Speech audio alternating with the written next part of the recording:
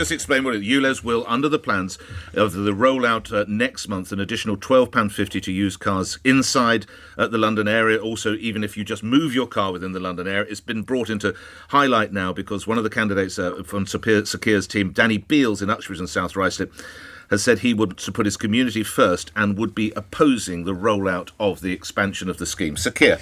Tony, let me start by recognising just how difficult it is for you and others. I do absolutely get that. This is a lot of money and it comes in the middle of a cost of living crisis when every other bill is going up at the same time. I absolutely understand that.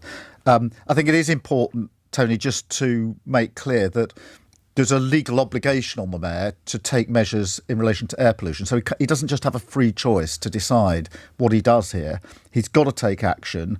The first ULEZ, actually, the very first one, was introduced by a Tory mayor.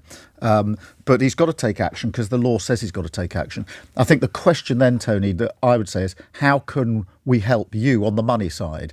And that's where I think there is a scrappage scheme in place where people get assistance to scrap and change their vehicle. It's only £2,000. And, you know, the government, Tony, has given money to Portsmouth, to Bristol and to Birmingham to help because we know it impacts on people. They haven't given a penny to London and therefore the mayor is asking the government to stump up some more money so that people like you aren't footing the bill. I know, Tony, that still hurts in a sense in your pocket, week after week after week. Is Danny Beales right to oppose it? Look, Danny is right to stick up for what he hopes will be his constituents. Obviously, there's a by-election there in 2 weeks. So do you support the rollout on August the 29th? Look, I accept that the mayor has no choice but to go ahead because of the legal obligation on him. I think Danny's right to stick up for his constituents. And so you do support the rollout on August 29th? I understand the pain it's going to inflict. No, sorry, the question was do you support the rollout? I don't think there's an alternative, Nick. I have looked at, as you'd imagine, I've looked at the legal provision because, if there was wriggle room, then, but in the end... He's not alone, Sir Keir. Siobhan McDonough, your MP in Mitcham and Morden, John Cross, your MP in Dagenham and Rainham, Clive Efford, your MP in Eltham. I'm sure people you know well, they're all saying delay, not saying don't do it, just saying delay, Sir Keir.